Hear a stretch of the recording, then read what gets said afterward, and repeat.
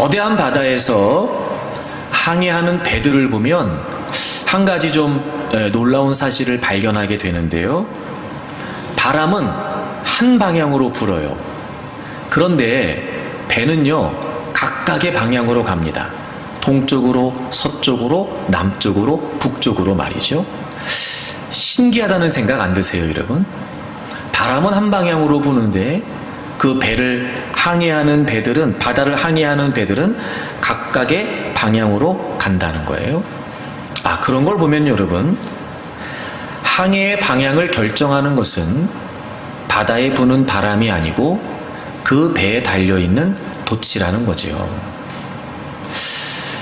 바람이라는 게 우리의 인생을 살면서 좀 바람 안 불면 좋겠다 이런 마음이 들지 모르지만 사실 그건 그닥 중요하지 않아요. 오히려 바람이 있어야 항해가 가능하잖아요. 중요한 건 내 인생의 배에 돛입니다. 어느 방향으로 있느냐가 오히려 그 바람을 힘으로 삼아서, 그 바람을 에너지로 삼아서 얼마든지 내가 원하는 방향으로 갈 수 있다는 거예요. 그런 걸 보면 여러분, 인생을 살면서 중요한 거는요, 상황이나 조건이 아니에요. 배경, 출생 이런 거 아니에요, 여러분. 세상이 아니에요, 여러분. 인생을 살면서 진짜 중요한 거는요, 그 인생을 살아가고 있는 나예요. 나. 그래서 대부분의 사람들은 바람을 탓하지만 정말 인생이 무엇인지를 아는 사람들은 오히려 그 바람을 이유로 해서 본인이 가고자 하는 방향으로 열심히 가게 되는 거죠. 여러분 어떠십니까? 여러분은 여러분에 관해 어떻게 생각하고 계시며 여러분은 여러분이 누구라고 생각하고 계십니까? 사실 중요한 건 여러분을 둘러싸고 있는 상황이나 조건이 아니라 여러분 자신이었습니다. 그것만 분명하면 얼마든지 누군가는 그 바람 때문에 힘겹다라고 말할 때 누군가는 오히려 그 바람이 힘이 돼서 더 빨리 갈 수 있는 이유가 될 수도 있겠죠. 그러니 여러분, 늘 여러분의 인생을 살면서 중요한 건 바람이 아니라 나다, 이거를 잊지 않으셨으면 좋겠습니다. 신명기 32장은 하나님의 명령에 따라서 모세가 이스라엘 백성들에게 부르도록 가르친 노래입니다. 노래. 내용을 좀 정리하자면 이런 거예요.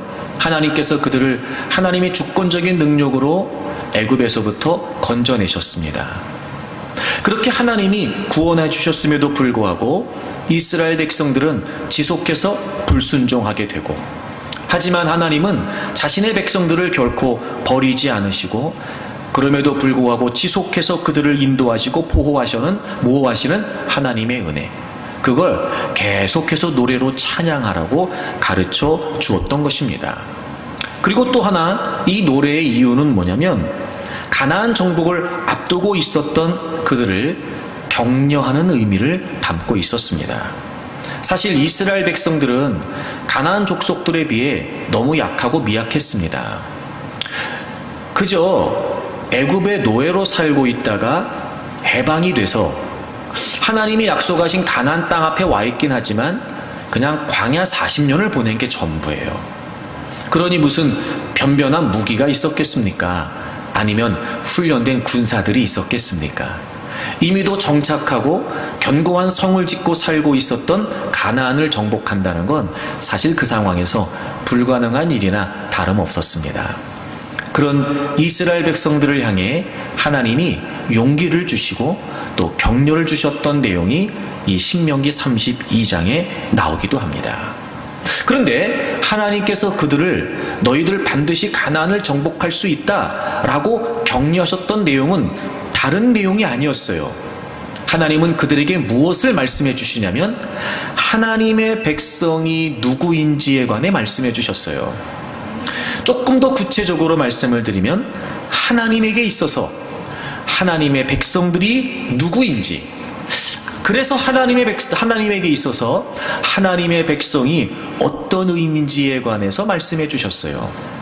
왜냐하면 가나안 정복을 앞두고 있었던 이스라엘 백성들이 내가 누구인지를 올바로 아는 것은 그들에게 큰 힘이 될 수 있었기 때문이죠.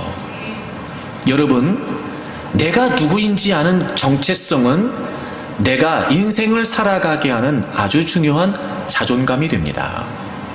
내가 누구인지를 정확히 알지 못하면 올바른 자존감을 가질 수 없게 되고요.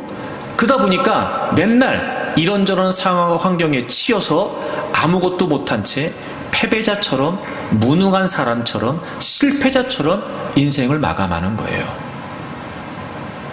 오늘 하나님께서 가나안 정복을 앞두고 있었던, 그러나 가나안에 비해 턱없이 모자랐던 이스라엘 백성들에게 너희들이 누구인지를 알려주신 이 의미는 오늘을 살고 있는 우리에게도 아주 중요한 의미를 갖는다고 생각이 되어집니다. 여러분, 우리는 올 한 해를 시작하면서 하나님을 위한 거룩한 도전을 결단했습니다. 여러분, 도전이 뭘까요? 도전이. 저는 그렇게 생각합니다. 변화가 곧 도전이라고 생각합니다. 무엇보다 우리는 세상에 살고 있습니다. 세상에 맞서 하나님을 위해 도전한다는 것. 여러분, 그건 우리가 어떤 특별한 일을 해내겠다, 여러분, 이걸 의미하지 않습니다. 이렇게 설명을 드려볼까요? 사실 우리가 예수님을 믿기 전에 우리도 세상에 있었습니다. 우리도 세상에 있었지요. 하지만 이제 예수 그리스도를 믿음으로 우리는 세상에 있지 않고 하나님께 속한 하나님의 자녀가 되었습니다.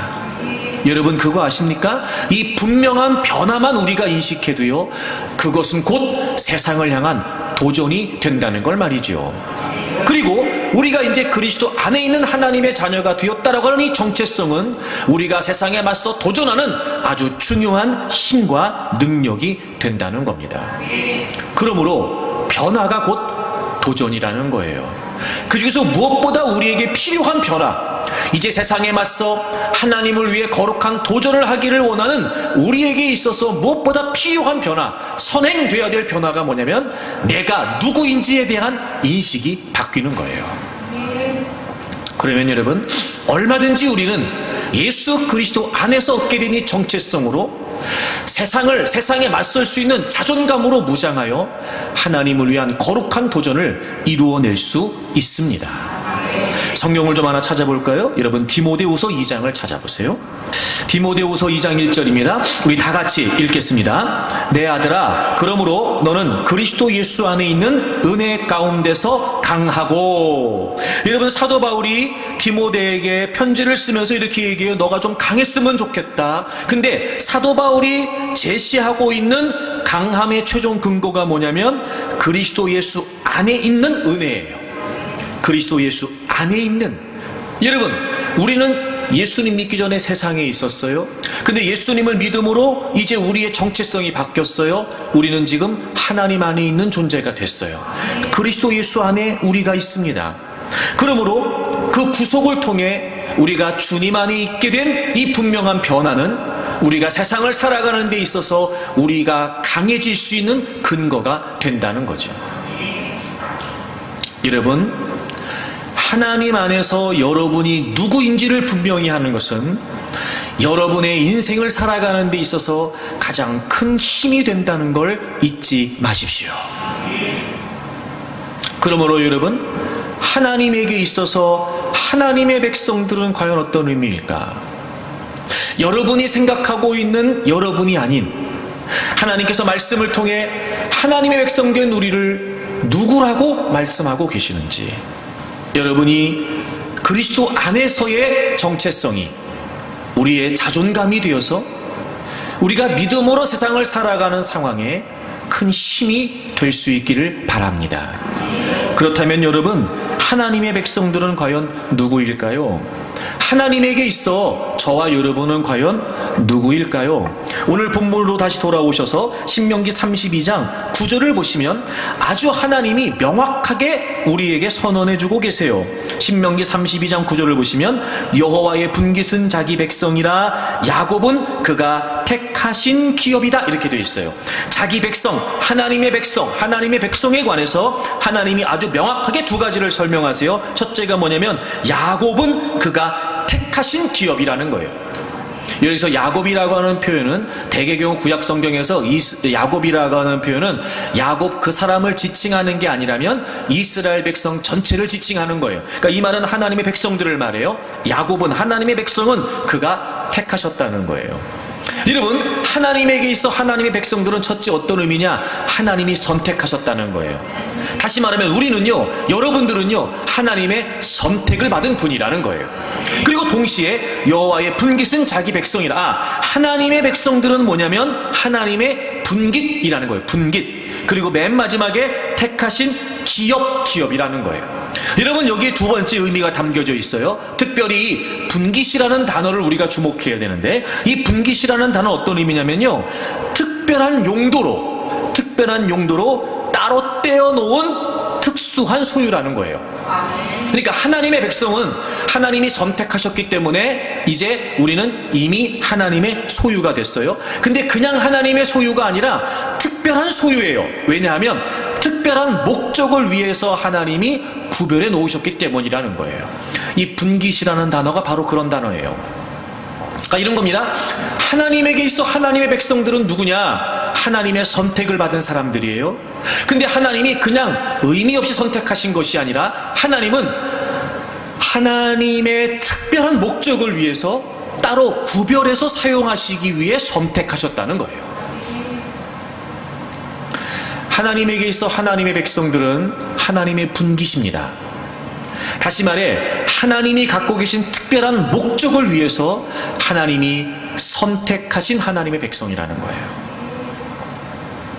여러분, 적어도 우리가 하나님의 선택을 받았다는 거, 그리고 그 선택은 하나님의 특별한 목적이 담겨져 있다는 거, 그 일을 위해 하나님이 우리를 의도적으로 구별해 내셔서 내가 아니면 할 수 없는 나를 통해서 하나님이 하시기를 원하시는 특별한 목적이 있으셔서 따로 떼어서 구별해 놓으셨다는 거예요.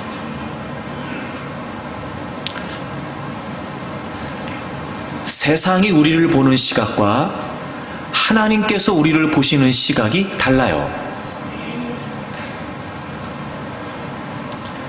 세상에서는요, 끊임없이 많은 사람들에게 선택받고 주목받기 위해 별의별 짓들을 합니다. 그런데 여러분, 원하는 만큼 그렇게 주목받지 못하면요, 상처받습니다.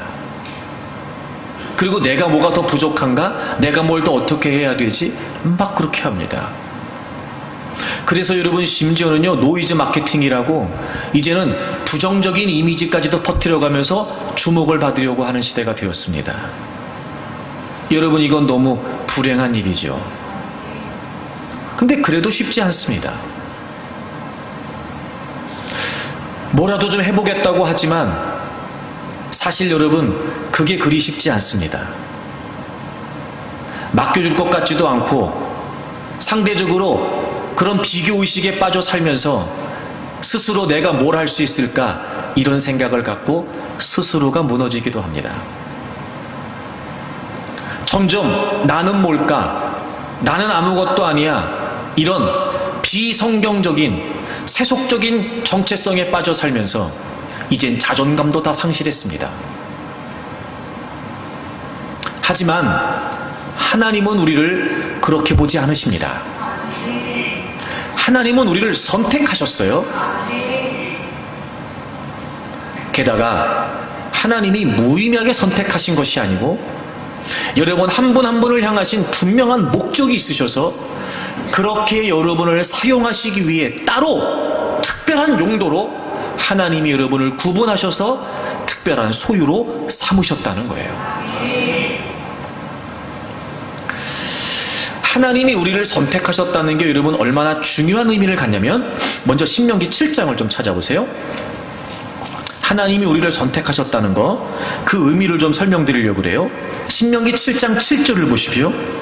여호와께서 너희를 기뻐하시고 너희를 택하심은, 그러니까 이스라엘 향해서 말씀하신 거예요. 하나님이 너희를 기꺼이 기쁨으로 택하셨다. 왜 그러냐면 너희가 다른 민족보다 수요가 많기 때문이 아니니라. 너희는 오히려 모든 민족 중에서 가장 적다. 가장 적다. 8절, 여호와께서 다만 너희를 사랑하심으로 말미암아, 사랑하심으로 말미암아. 여러분, 하나님이 하나님의 백성 이스라엘 선택하신 것은 그들이 수요가 많기 때문이 아니에요. 그들이 다른 민족보다 잘났기 때문이 아니라는 거죠. 그냥 하나님이 하나님 그 이스라엘을 사랑하셨기 때문에 선택하셨다는 거예요. 여러분, 세상은 값어치에 의해서 가치를 판단합니다. 크다, 많다, 비싸다, 화려하다, 뭐 이런 거에 따라서 가치를 판단합니다. 근데 하나님이 하나님 백성들을 선택하실 때 그게 아니었다는 거예요. 그게 아니었다는 거예요.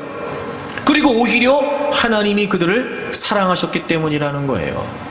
여러분, 이게 무슨 의미일까요? 자, 골로새서 1장을 찾아보겠습니다. 아버지께서는 모든 충만으로 예수 안에 거하게 하시고, 하나님께서는 하나님의 모든 충만을, 하나님의 성품, 하나님의 인격, 그걸 온전하고 완전하게 예수 그리스도 안에 있게 하셨어요. 그리고 그의 십자가, 예수 그리스도의 십자가의 피로 화평을 이루사 만물 곧 땅에 있는 것들이나 하늘에 있는 것들이 그로 말미암아 자기와 화목하게 되기를 기뻐하셨대요. 여러분, 하나님께서 예수 그리스도 안에 하나님의 모든 걸 다 담아주셨어요. 그리고 우리의 죄를 위해 그 예수 그리스도께서 십자가에서 죽으셨어요. 그로 말미암아 우리가 하나님과 화목하게 되었고 하나님은 그걸 기뻐하셨다는 거예요. 여러분, 저를 보시겠어요? 자, 보세요. 하나님이 하나님 백성들을 선택하신 건 크기 때문이 아니에요. 많기 때문이 아니에요. 잘났기 때문이 아니에요. 비싸기 때문이 아니라는 거예요. 하나님이 사랑하셨기 때문에 선택하셨다는 거예요. 근데 그 하나님의 사랑이 어떻게 나타나냐면 자신의 모든 것을 담아낸 그 예수 그리스도를 십자가에 못 박으셔서 우리를 건져내셨고 그걸 하나님은 몹시도 기뻐하셨다는 거예요. 여러분, 하나님이 우리를 선택하셨다는 건 어떤 의미를 갖냐면요, 세상은 크기나 잘났다고 비싸다고 그런 가격으로 가치를 판단할지 모르지만 하나님은요, 우리를 생명 그 자체로 판단하시는 거예요.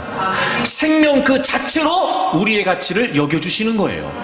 그렇기 때문에 우리는 정말 보잘것 없었고 아무것도 아니었고 미약했고 오히려 죄를 짓고 하나님과 떠나 있어 심판과 저주 가운데 있었는데 자신과 동일시하시는 하나님의 형상이신 예수 그리스도를 포기하신 거예요.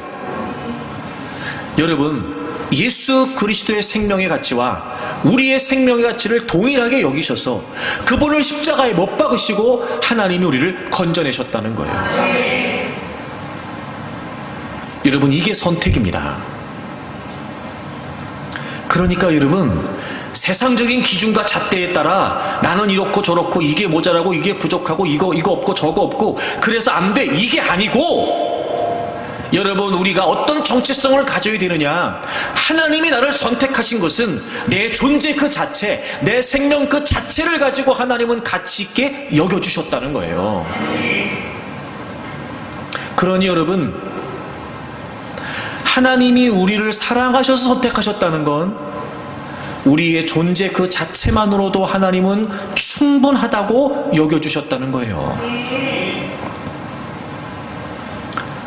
모자라지 않은 사람 없고 연약하지 않은 사람 없고 단점 없는 사람 없고 약점 없는 사람 없어요.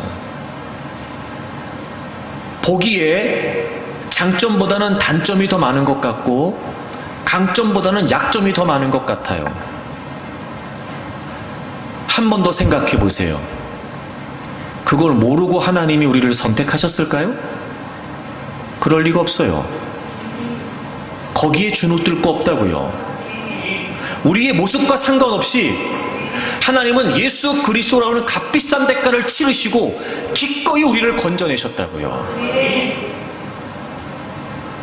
하나님의 선택은 바로 이 생명 그 자체를 가치 있게 여기셨기 때문이었어요. 저는 여러분들이 세상의 가치 때문에 주눅들거나 세상의 가치 때문에 위축되지 않았으면 좋겠습니다. 괜찮습니다, 여러분. 오히려 그러면 그럴수록 세상에 맞서기가 두렵거든. 오히려 예수 그리스도의 십자가 앞에서 하나님이 여러분을 어떻게 선택하셨는지, 여러분의 정체성이 무엇인지, 내가 하나님께 선택받았다는 것이 어떤 의미인지를 더 분명히 하십시오. 그리고 자존감을 가지세요. 나는 하나님의 선택을 받았다. 내 생명 그 자체, 내 그 자체를, 내 존재 그 자체를 존귀하게 여기시는 하나님에 의해 선택받은 사람이다. 여러분, 이 그리스도 안에서의 정체성, 하나님의 백성으로서의 정체성이 여러분에게 용기가 되고 여러분에게 힘이 되기를 바랍니다. 그 어떤 세상의 가치에도 절대 여러분 주눅들지 말고, 나는 하나님이 선택하셨다. 여러분, 이런 분명한 하나님 백성으로서의 정체성이 여러분에게 자존감이 되었으면 좋겠어요. 여러분이 누구인지 간에 여러분 스스로 인식을 바꾸십시오. 그 변화된 인식이, 여러분 자신에 관해 그 변화된 생각이 오히려 세상에 맞서 하나님을 위해 도전할 수 있는 힘이 될 것입니다. 그래서 하나님이 그렇게 우리를 선택하셨잖아요. 그런데 이 선택은 그냥 선택이 아니라 특별한 목적을 띈 선택이라고 그랬어요. 여러분, 이게 얼마나 기가 막힌지요. 다시 본문 돌아와 보세요. 본문 돌아와 보세요. 신명기 32장에 왜 하나님이 이스라엘을 특별한 목적으로 떼어놓으셨는지를 기록하고 있어요. 8절을 보겠습니다.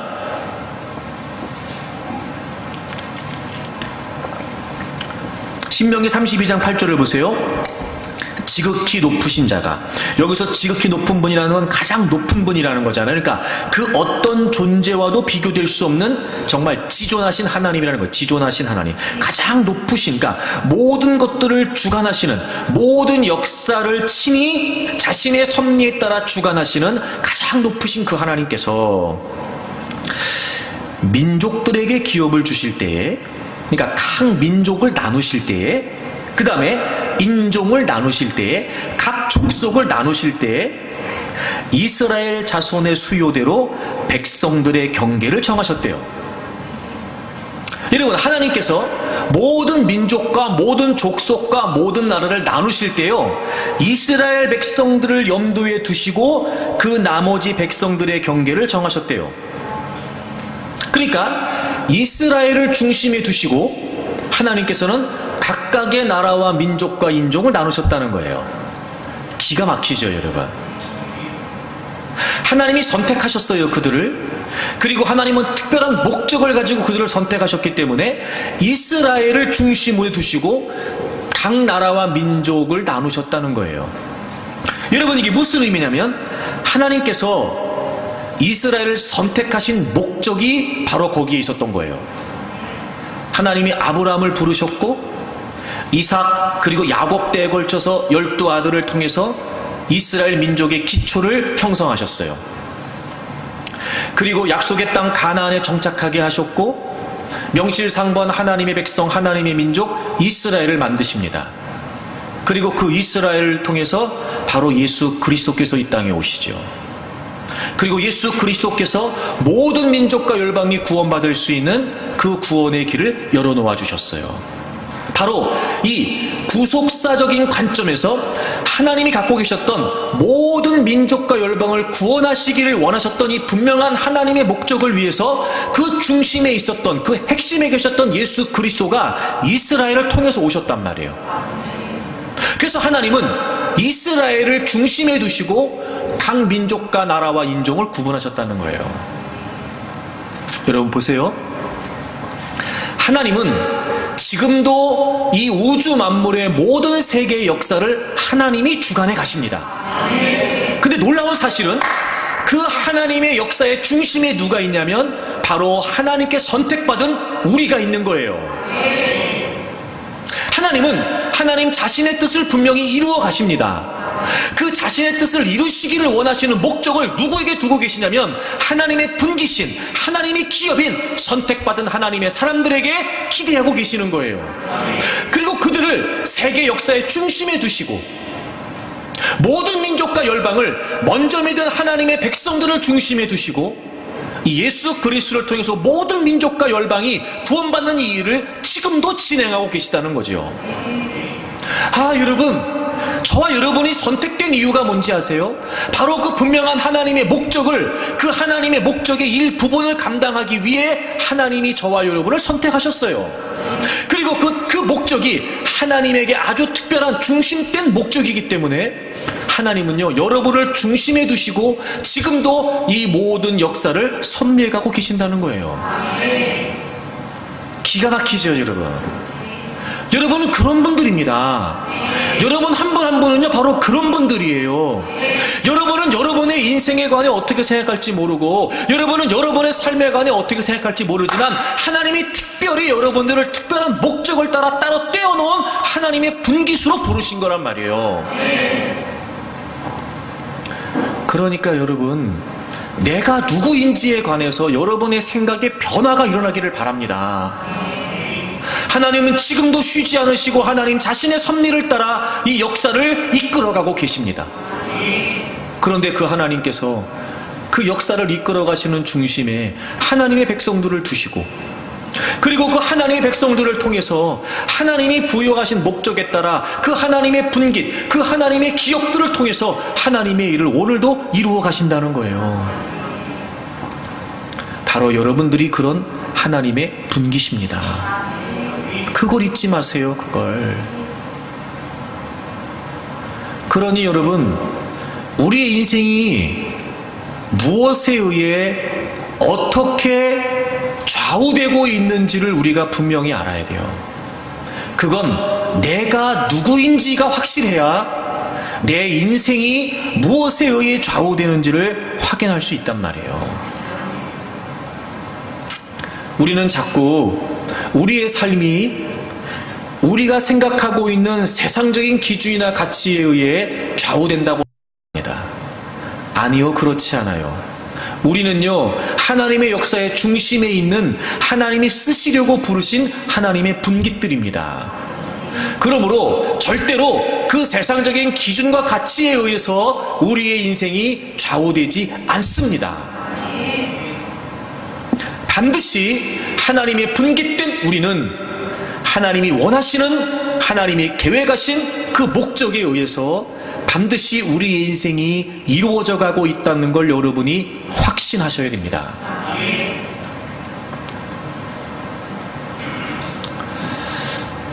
이런 모세는요, 이스라엘이 애굽의 지배를 받고 있을 때 태어났어요. 시대가 그랬어요. 근데 여러분, 모세의 인생은요, 그 시대하고 아무 상관없어요. 아무리 나라가 지배를 받고 있는 시대에 태어났으나 모세의 인생은요, 그런 시대에 태어났다는 것에 의해 좌우되지 않습니다. 태어나자마자 모세는 죽어야 됐습니다. 그런 비극적인 운명을 안고 태어났죠.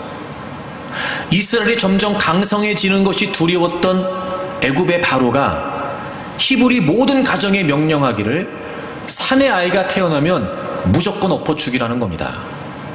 차라리 딸로 태어났으면 괜찮았을걸. 이런 모세는요, 남자로 태어나잖아요. 낳자마자 죽어야 됐습니다. 그래서 죽었지요. 그래서 낳자마자 죽었지요. 안 죽었어요.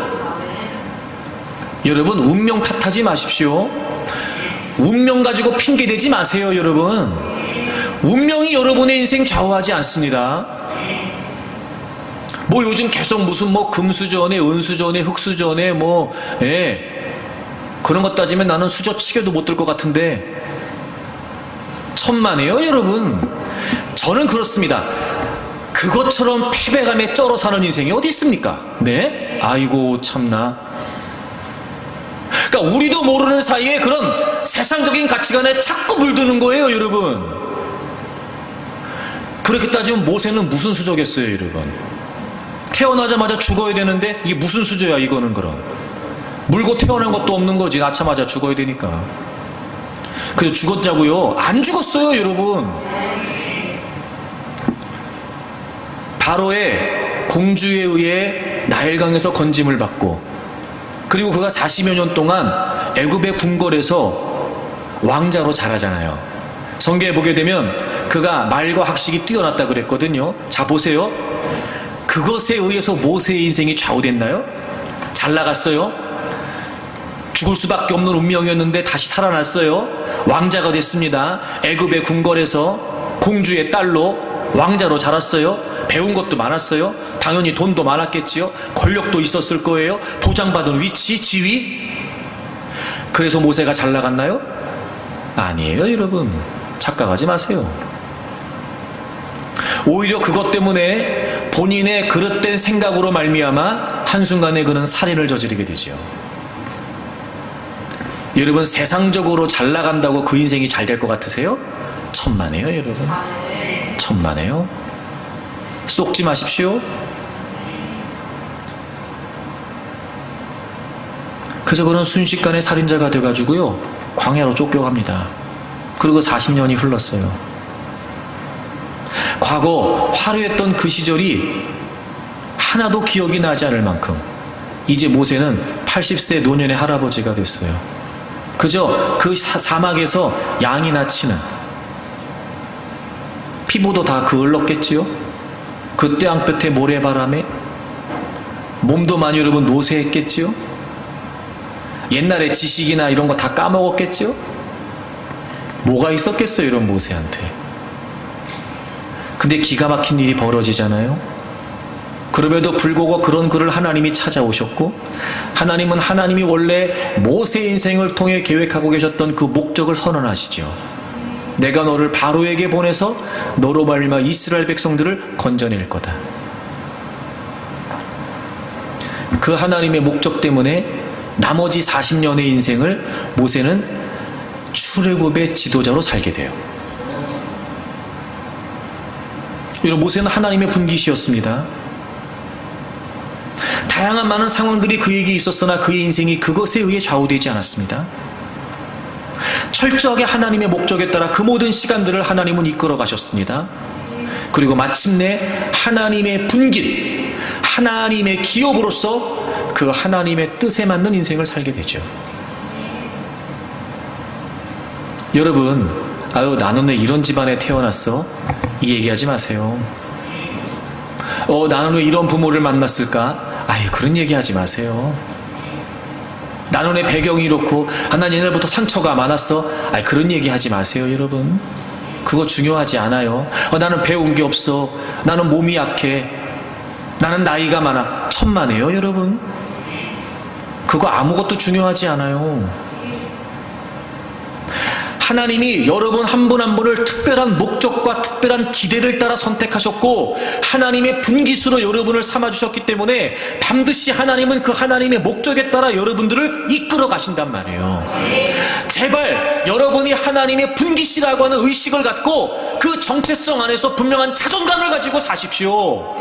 누가 뭐라고 해도 나는 하나님께 선택받은 사람이고, 하나님은 나에게 그 일을 위해 하나님은 나를 부르셨다. 여러분이 자존감, 이게 우리가 세상을 살아가는 힘이 됩니다. 그런데 왜 자꾸 우리가 흔들리냐면 우리가 생각이 바뀌지 않아서 그래요. 보세요, 이런 겁니다. 자, 그 세상의 가치가 내 인생을 좌우한다고 생각하고 있으니까 그 세상의 가치 때문에 자꾸 흔들리는 거예요.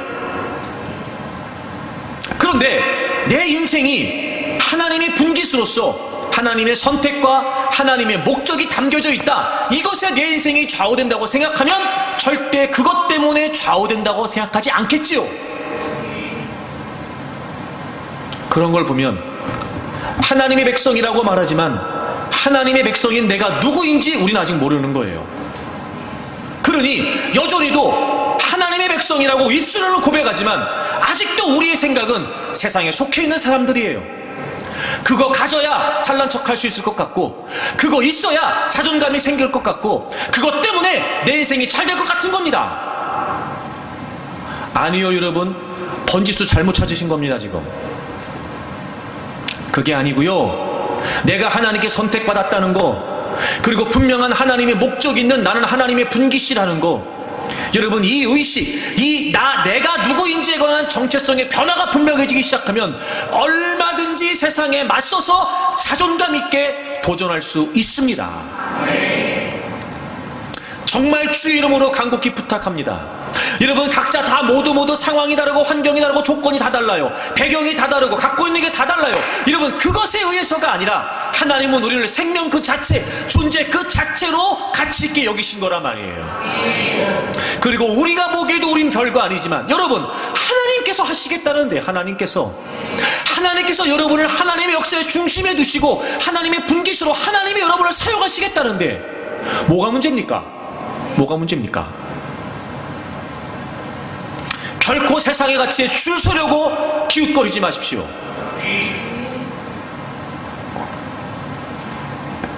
이제부터는 내가 하나님의 선택받은 하나님의 백성이고 나는 하나님의 분깃이다, 이 의식을 가지고 저는 여러분들이 더 당당하고 자신있게 세상에 맞서서 살아갈 수 있기를 바랍니다.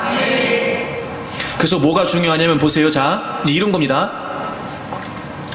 세상에 우리가 살고 있기 때문에 끊임없이 그런 세상적인 가치에 기웃거릴 수밖에 없는 게 우리의 성향일 거예요.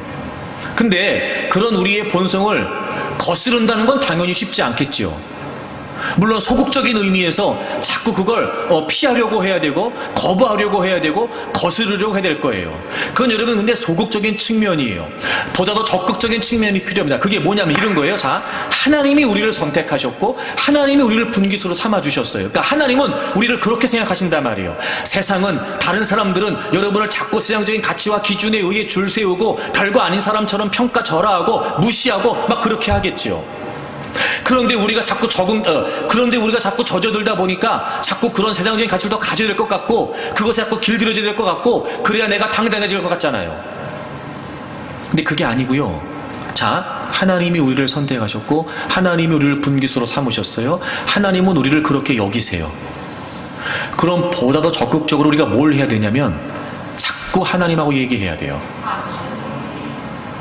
그럴 때마다 하나님은 우리한테 얘기해 주실 거거든요. 아니야, 너 그렇지 않다. 나는 너를 정말 사랑해. 나는 너를 정말 존중히 여긴다. 난 너가 너무 소중해.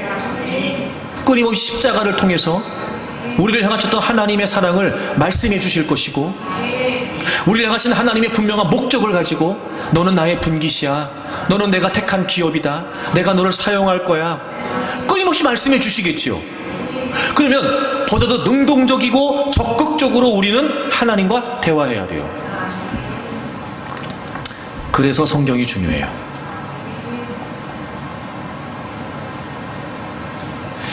여러분, 성경은요 우리를 향해 기록한 책입니다. 그리고 동시에 성경은요 우리에 관해 기록한 책이에요. 여러분, 성경 안에 여러분의 인생이 다 담겨져 있어요. 그걸 잊지 마세요. 하나님이 우리를 향해서 말씀하신 거고 하나님이 우리에 관해서 말씀하신 책이에요. 그러므로 우리는 끊임없이 말씀을 통해서 하나님과의 대화에, 하나님과의 교제에 참여할 수 있어야 돼요. 그럼 하나님은 하나님의 형상대로 하나님이 선택하셔서 하나님의 기업으로 삼으신 우리들에게 계속해서 말씀을 통해, 성경을 통해 계시해 주실 거예요. 첫째는 하나님 그분에 관해서, 하나님이 어떻게 일하시는지, 하나님이 뭘 원하시고 하나님 뭘 기뻐하시는지 하나님에 관해서 말씀해 주실 거예요. 두 번째, 우리에 관해서 말씀해 주실 거예요. 여러분이 어떤 존재인지, 하나님은 여러분을 어떻게 생각하시는지, 여러분에게 뭘 기대하시는지, 뭘 하기를 원하시는지 자꾸 우리에 관해 말씀해 주실 거예요. 그래서 우리가 누구인지, 우리가 어디서 와서 어떻게 어디로 가야 되는 건지, 무엇이 우리를 움직이는지, 그리고 동시에 우리가 살고 있는 세계의 실상, 세계의 원리는 무엇인지, 실상은 어떠한지 끊임없이 우리가 살고 있는 세상에 관해서도 하나님은 말씀해 주실 거예요.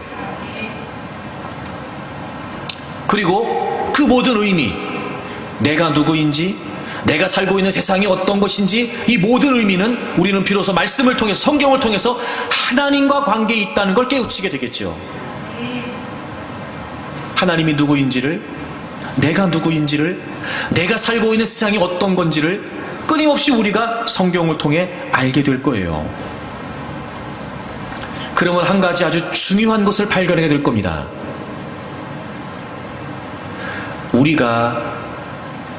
우리가 생각하는 것보다 더 의미 있는 가치라는 걸 알게 될 거예요. 왜? 하나님은 우리를 그렇게 여겨주고 계시니까요. 그러니까 여러분, 때로는 소극적으로 세상적인 가치를 거부하기 위해 힘써야 될 거예요.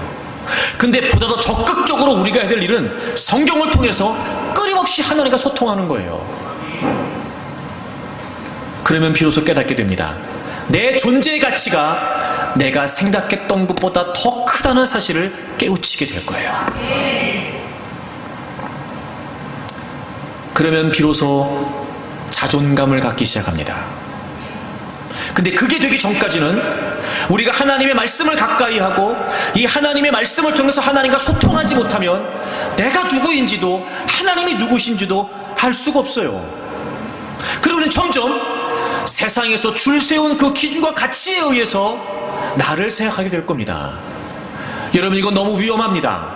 여러분은 그런 분이 아니에요. 그런 존재가 아니에요. 세상이 여러분을 보는 그 시각, 그게 여러분의 참된 모습이 아니란 말입니다. 그러니 거기에 길들여지면 안 돼요. 보다 더 적극적으로 성경을 통해서 하나님과 교제하십시오. 하나님과 대화하세요. 그래서 여러분이 생각하는 것보다 더 크고 더 의미 있는 존재라고 하는 사실을 말씀 안에서 하나님과의 관계 안에서 확실히 깨달을 수 있기를 바랍니다. 그러면 얼마든지 이 변화된 정체성 안에 자존감을 가지고 우리가 세상에 맞서 거룩한 도전을 이룰 수 있습니다.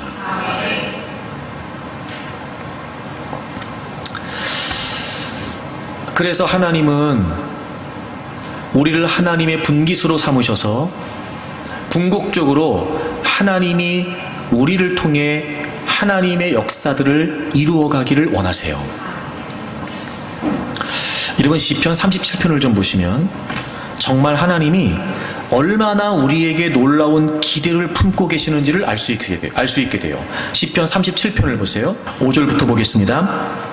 내 길을 여호와께 맡기라. 그를 의지하면 그가 이루신대요. 여기에서 길이라고 하는 표현은 모든 인생의 여정을 말해요. 모든 인생의 여정을 말해요. 그러니까 하나님께 맡기라는 건 하나님께 의탁하라는 거예요. 그러니까 이런 거죠. 하나님의 부르심, 또 하나님의 택하심, 우리가 하나님의 분깃, 즉 우리 인생을 향하신 분명한 하나님의 특별한 목적이 있다는 거. 여러분, 거기에 그 하나님의 부르심과 하나님의 택하심에 우리의 모든 인생의 여정을 맡기면 그분이 이루신대요. 그러니까 우리는 뭐 하면 되는 거냐면요, 그 하나님의 선택과 또 그 하나님의 분깃으로 우리가 부름 받았다는 사실만 인정하면 돼요. 그러면 하나님이요 이끌어 가신다니까요. 하나님이. 그런데 하나님의 기대가 어느 정도냐면요, 6절 보세요. 내 의를 빛같이 나타내시며 내 공의를 정오의 빛같이 하신대요. 여기에 등장하는 이 의라고 하는 말과 공의라고 하는 이 말은요, 사실 우리 인간의 속성이 될 수 없어요. 이 의와 공의라고 하는 말은 하나님의 성품이지 우리의 성품일 수 없다고요. 근데 그 앞에 너의 의, 너의 공의 이렇게 얘기했어요. 그걸 정오의 빛같이. 여러분, 정오의 빛이라고 하는 말은요, 빛 중에 빛이라는 말이에요. 그러니까 해가 떠 있을 때 다 밝잖아요. 해 때문에 밝은데 언제가 제일 밝아요? 정오. 해가 가장 꼭대기에 있을 때 정오의 빛, 그러니까 빛 중에 빛이라는 거니까 가장 밝게 빛나게 하시겠다는 거예요. 우리는 의롭지 않아요. 우리는 공의롭지 않아요. 근데 하나님께서 우리의 의와 우리의 공의를 빛 중에 빛처럼 가장 밝게 빛나게 하시겠다는 거예요. 여러분, 이런 거예요. 하나님의 의를, 하나님의 공의를, 하나님은 하나님의 백성 삼으신, 하나님의 분깃으로 삼으신 우리를 통해서 마치 그것이 우리의 의와 우리의 공의인 것처럼 하나님이 가장 밝게 빛나게 하시겠다는 거예요. 여러분, 한 분 한 분을 향하신 하나님의 기대가 어느 정도냐면 하나님 자신의 빛을, 하나님 자신의 영광을 여러분을 통해서 그대로 드러내기를 원하시는 거예요. 이런 비교가 좀 맞지 않을 수 있으나 이해를 돕기 위해 설명하자면, 예를 들어 하나님의 빛이 10이라고 칩시다. 10. 우리는 결코 의롭지 못하기 때문에 그 10에 1도 우리는 드러낼 수가 없어요. 근데 놀라운 건 하나님이 그 10이신 하나님의 공의를 우리를 통해서 10을 다 드러내고 싶으시다는 거예요. 그래서 원래는 하나님의 의고 하나님의 공의인데 마치 그게 우리의 의와 우리의 공의인 것처럼 그대로 다 하나님의 의를 드러내기를 원하신다는 거죠. 여러분, 기가 막히지 않습니까? 그러니까 하나님은 이렇게까지 우리에게 기대하고 계시다는 거예요. 그게 여러분 한 분을 한 분을 향하신 하나님의 생각이에요. 그게 여러분의 정체성이라고요. 그래서 하나님이 우리를 선택하셨고, 그래서 하나님이 우리를 부르신 거예요. 그러니 여러분, 여러분의 존재는요, 여러분이 생각하는 것보다 더 의미 있습니다. 여러분은요, 여러분이 생각하는 것보다 더 가치 있습니다, 여러분. 자, 그럼 이제 마지막 하나. 그럼 이렇게 분명한 하나님의 의도와 분명한 하나님의 섭리를 가지고 이제 우리를 하나님이 이끌어 가신단 말이에요. 그만큼 나는 이제 하나님의 백성이고, 그리고 하나님의 분깃이에요. 그러나 이제 그만큼 나는 이제 소중해요. 그러면은요, 여러분이 스스로 여러분을 소중히 여길 때 여러분은 여러분의 그 어떤 과거도 소중히 여길 수 있어야 돼요. 실패했어요. 그것도 나예요. 그 실패가 단순히 부끄럽거나 그 실패가 단순히 절망의 이유가 아니고요. 그 실패도 나예요, 나. 하나님은 나도 소중히 여기시잖아요. 나를 소중히 여기시잖아요. 그러면 그 실패한 나도 하나님은 소중히 여기세요. 그럼 나는 나를 어떻게 해야 되겠어요? 나도 그 실패한 나를 소중히 여겨야 돼요. 누구나 다 상처와 아픔을 안고 살지요. 그거 없는 사람이 어디 있어요. 근데 여러분, 거부하고 피하고 외면한다고 해결되는 게 아니고요. 그 상처 속에 있는 나를 하나님이 소중히 여기시기 때문에 나도 그 상처 속에 있는 나를 소중히 여겨야 돼요. 근데 우리가 어떤 속성이 있냐면요, 마치 그게 내가 아닌 것처럼 나 스스로도 나를 자꾸 분리하려고 그래요.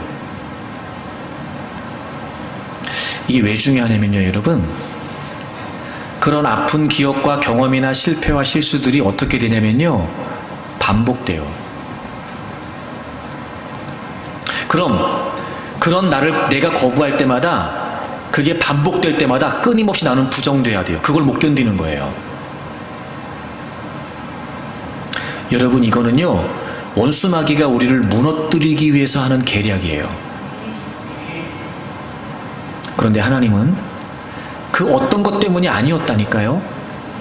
잘나서도 아니고요, 커서도 아니고요, 값어치 나가서도 아니고요. 그냥 우리의 생명, 우리의 존재 그 자체를 가치 있게 여기셨어요. 하나님은 실패한 나도 소중하세요. 하나님은 아파하고 있는 나도 소중히 여기세요. 근데 왜 내가 나를 싫어하냐고. 그것도 나예요. 수용하고 기꺼이 그걸 내가 인정하고, 그런 나도 하나님의 사랑과 하나님의 은혜로 말미암아 나도 그런 나를 소중히 여기는 거예요. 그래 나야, 그래 나야. 나잖아요, 여러분. 내가 아닌 게 아닌데 왜 자꾸 내가 아닌 것처럼 나를 분리시키냐고요. 오히려 그것들이 쌓이고 쌓이면서 우리를 더 힘들게 하고 우리를 더 아프게 해요. 여러분, 하나님은 그거 원하지 않으세요. 그래서 예수 그리스도께서 우리를 위해 십자가에서 죽으시고 부활하시면서 우리의 모든 죄, 아픔, 상처, 질병, 연약함, 모든 걸 다, 인생의 모든 질고를 다 담당하고 십자가에서 죽으신 거예요. 저는 여러분들이 여러분 스스로를 좀 소중히 여겼으면 좋겠어요. 하나님의 관점으로, 하나님의 시각으로, 때로는 여러분이 싫어하는 여러분의 모습일지라도, 때로는 여러분 이건 내가 아니야 부정하고 싶은 여러분의 모습일지라도, 하나님은요 그 모든 모습까지도 다 선이 되게 하셔서 마침내 하나님의 섭리와 하나님의 목적으로 다 하나님이 버무리셔서 그래서 하나님이 하나님의 사람으로 온전하게 만들어내셔서 하나님은 쓰실 테니까. 그러니 여러분 스스로에게 제발 좀 소중히 여기세요. 저는 여러분이 이 분명한 그리스도 안에서의 정체성으로 변화가 있기를 바랍니다. 여러분, 이것만 변화돼도요, 얼마든지 세상에 맞서서 하나님을 위해 거룩한 도전을 결단할 수 있습니다. 하나님은 여러분을 선택하셨습니다. 그냥 선택하신 것이 아니고 하나님의 분기수로, 하나님의 특별한 목적을 띠고 하나님은 여러분을 선택하셨습니다. 그러니 여러분, 스스로 자존감을 가지세요. 그리고 하나님이 여러분을 지금도 쓰시기 위해 여러분의 인생을 이끌어가고 있다는 사실을 확신하세요. 어떤 모자란 모습도, 어떤 부정적인 모습도, 어떤 부족한 모습도 수용하고 그것도 소중히 여기세요. 그리고 더 하나님께서 여러분을 빚어주시고 만져주시기를 원하는 마음으로 자존감을 가지고 꿋꿋이 여러분의 인생을 걸어가세요. 반드시 하나님께서 여러분을 정오의 빛같이 하나님의 의와 하나님의 공의를 드러내는 하나님의 사람들로 쓰실 줄로 믿습니다. 여러분이 분명한 정체성이 여러분에게 자존감이 되어서 올 한 해 하나님이 주시는 감동에 따라 여러분 세상에 맞서 거룩한 도전을 감행하고, 여러분이 도전할 때마다 하나님이 역사하셔서 하나님의 성취가 여러분의 삶에 나타나기를 바랍니다.